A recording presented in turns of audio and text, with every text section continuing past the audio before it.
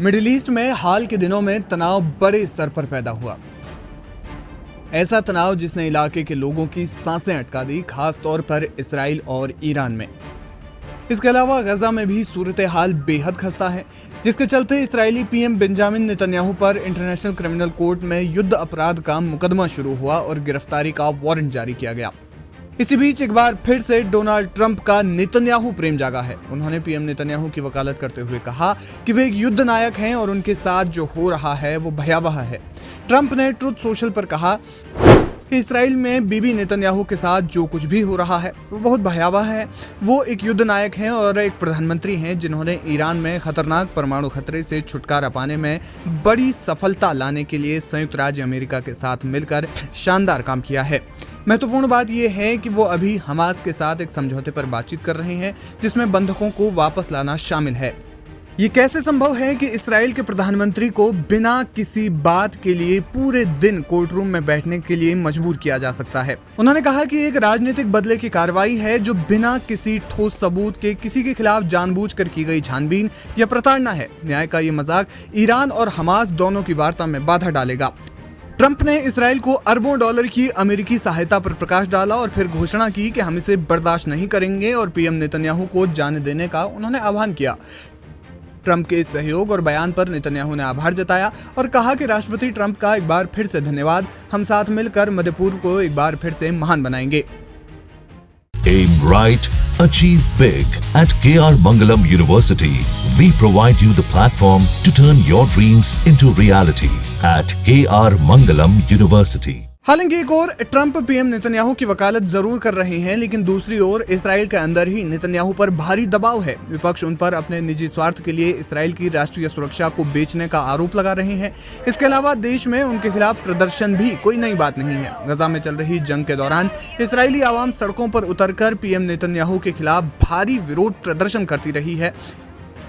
ऐसे में कहा जा रहा है कि नेतन्याहू पर कुर्सी बचाए रखने का दबाव है।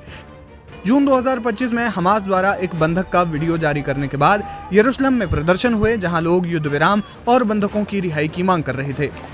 प्रदर्शनकारियों ने नेतन्याहू पर अपनी राजनीतिक स्थिति को प्राथमिकता देने का आरोप लगाया।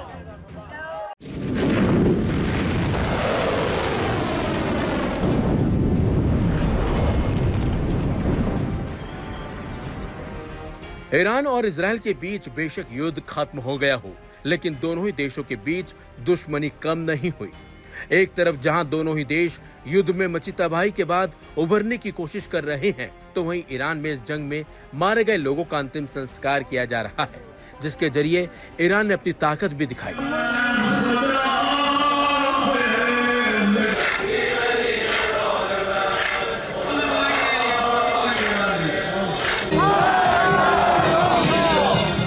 लेकिन ईरान में मुख्य लीडरों और वैज्ञानिकों के जनाजे में कुछ ऐसी भी तस्वीरें देखने को मिली हैं, जिन्होंने इजरायली सेना, अमेरिकी सेना और नेतन्याहू के साथ साथ ट्रंप की भी नींद उड़ा दी है।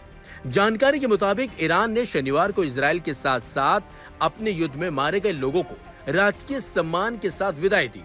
इसमें शीर्ष जनरलों, परमाणु वैज्ञानिकों और घातक इजरायली हमलों के पीड़ितों को सम्मानित किया गया। हालांकि ईरान के मारे गए कमांडरों के लिए अंतिम संस्कार जुलूस प्रतीक का युद्ध क्षेत्र बन गया था, लेकिन इस दौरान दो लोग जिनके बारे में इजराइल ने दावा किया था कि वो इस हमले में मारे गए हैं। तेहरान के अंतिम संस्कार जुलूस में वो लोग जिंदा दिखाई दिए। जी हाँ, IRGC कुद्दस फोर्स कमांडर इस्माइल कानी इजरायली आक्रमण के शहीदों के अंतिम संस्कार में दिखाई दिए और वो इसमें शामिल हुए। न्यूयॉर्क टाइम्स की 13 जून की रिपोर्ट के मुताबिक ईरान में इजरायली हमले के दौरान इस्माइल कानी की मौत हो गई थी, लेकिन अब वो जिंदा दिखाई दिए हैं, जिससे दुश्मनों की नींद उड़ गई है। Aim right, achieve big. At KR Mangalam University, we provide you the platform to turn your dreams into reality. At KR Mangalam University. तो वहीं प्रेस टीवी के मुताबिक 13 जून को इजराइल द्वारा मृत घोषित किए गए अली शमखानी भी अंतिम संस्कार जुलूस में जिंदा दिखाई दिए। खामेनेई के शीर्ष सलाहकार अली शमखानी इजरायली हमले में घायल होने के बाद 28 जून को फिर से दिखाई दिए हैं। ईरान ने अंतिम संस्कार के दौरान IRGC बैलिस्टिक मिसाइलों का भी प्रदर्शन किया, जिससे ईरान ने अपनी ताकत दिखाई है। वहीं हर क्षेत्र से लोगों की भीड़ उमड़ी और इजरायल युद्ध के शहीदों को श्रद्धांजलि दी। शहीदों में मेजर जनरल मोहम्मद बागेरी भी शामिल थे, जो सशस्त्र बलों के दूसरे नंबर के कमांडर थे। परमाणु वैज्ञानिक मोहम्मद मेहदी तेहरानची को उनकी पत्नी के साथ दफनाया गया। आपको बता दें, अमेरिकी हवाई हमलों में ईरान के प्रमुख परमाणु स्थलों पर हमला किया गया था। इसके बाद ही युद्ध विराम का ऐलान हो गया। इस दौरान डोनाल्ड ट्रंप ने दावा किया था कि उन्हें पता है कि सर्वोच्च नेता खामेनेई को कहां शरण दी गई थी। वहीं ईरान के विदेश मंत्री ने ट्रंप को खामेनेई के बारे में अपमानजनक टिप्पणी करने से आगाह किया। साथ ही साथ अब्बास आरागची ने कहा कि अगर ट्रंप परमाणु समझौता चाहते हैं तो उन्हें अपने अस्वीकारकारी लहजे से दूर रहना चाहिए। आपको बता दें, ईरान इजराइल के बीच चले युद्ध में 600 से ज्यादा लोगों की मौत हो गई, जबकि हजारों लोग घायल हो गए। इस युद्ध में भयंकर तबाही दोनों ही देशों में मची है और दोनों ही देशों में लोगों ने अपनी जान से हाथ धोया है, क्योंकि इस युद्ध में सबसे ज्यादा नुकसान आम लोगों को ही हुआ है।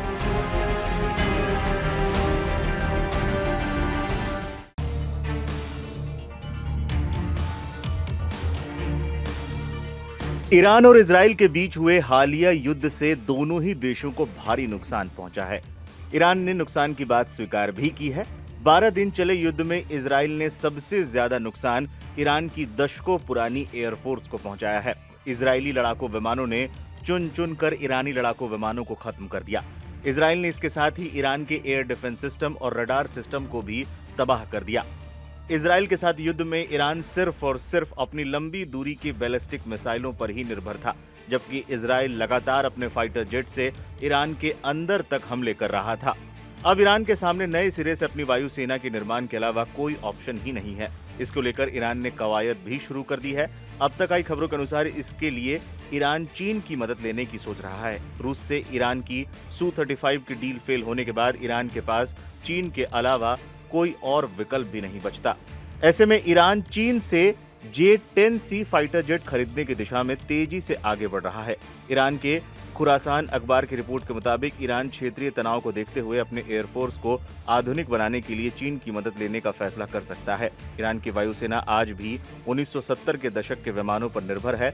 F-4 फैंटम 2, F-5 टाइगर 2 और F-14A टॉमकैट्स उसकी रीढ़ हैं। इनमें कई ऐसे विमान उड़ने की हालत में भी नहीं हैं। हालिया युद्ध में ईरानी वायुसेना इजराइल की इलेक्ट्रॉनिक वॉरफेयर और स्टेल्थ क्षमताओं के आगे पूरी तरीके से नाकाम हो गए थे। चीन के फाइटर जेट J-10C की क्या है खासियत? J-10C, जिसे चीन में विगरस ड्रैगन कहा जाता है, चीन का ये एक 4.5 जनरेशन का मल्टी रोल फाइटर जेट है। अपनी डिजाइन, डेल्टा विंग और हवा में गोते लगाने में माहिर है। इसमें लगा रडार पुराने की तुलना में कई गुना ज्यादा सटीक और तेज है।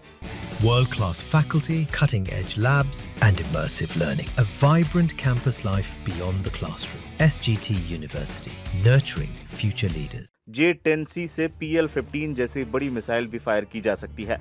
दुश्मन की वायु रक्षा प्रणालियों को नष्ट करने में भी ये विमान सक्षम है। इजराइल के विमानों को दूर से ही इंटरसेप्ट कर सकता है J-10C। J-10C की खरीद पर चुप नहीं बैठेगा इजराइल। ईरान अगर J-10C खरीदता है तो इजराइल चुपचाप नहीं बैठा रहेगा।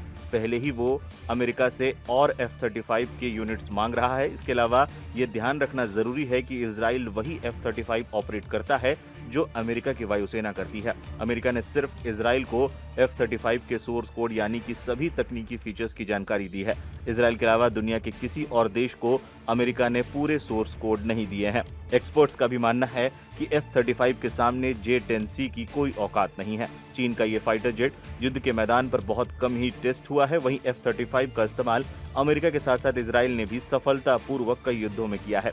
ऐसे में चीन के इस फाइटर जेट से ईरान को कितना फायदा होगा ये तो वक्त बताएगा, लेकिन ये भी सच है कि ईरान के पास कोई ऑप्शन भी नहीं है।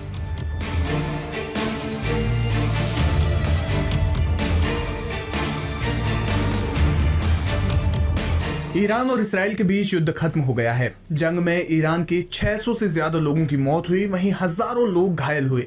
इसी बीच ईरान के राष्ट्रपति मसूद पेजेश्कियान ने हाल ही में इसराइल और अमेरिका द्वारा ईरान के परमाणु और सैन्य ठिकानों पर किए गए हमलों में मारे गए लोगों के अंतिम संस्कार में हिस्सा लिया। राष्ट्रपति मसूद पेजेश्कियान, जो एक सुधारवादी नेता और पूर्व में कार्डियक सर्जन रह चुके हैं, उन्होंने इन हमलों में मारे गए लोगों के प्रति शोक व्यक्त करने के लिए अंतिम संस्कार में हिस्सा लिया। इस समारोह में हजारों लोग शामिल हुए। यह अंतिम यात्रा तेहरान के अंग्लिब्लाब से आजादी चौक तक चली। तस्वीरों में देखा जा सकता है कि सड़कों पर ताबूत में मृतक हैं और उनके आसपास हजारों लोगों की भीड़ जमा है। इसी भीड़ में काले कपड़ों में ईरान के राष्ट्रपति मसूद पेज़ेश्कियान भी शामिल हुए। उन्होंने कोफिन के पास ईरानी लोगों के साथ मिलकर शहीद हुए या फिर मारे गए लोगों को श्रद्धांजलि अर्पित की और वे शव यात्रा में खड़े हुए। राष्ट्रपति पेज़ेश्कियान ने इस दौरान कहा कि इन शहीदों का बलिदान केवल ईरान के लिए नहीं बल्कि पूरी मानवता के लिए चेतावनी है कि निर्दोषों पर हमले बर्दाश्त नहीं किए जाएंगे। हम एकजुट हैं और जवाब देंगे।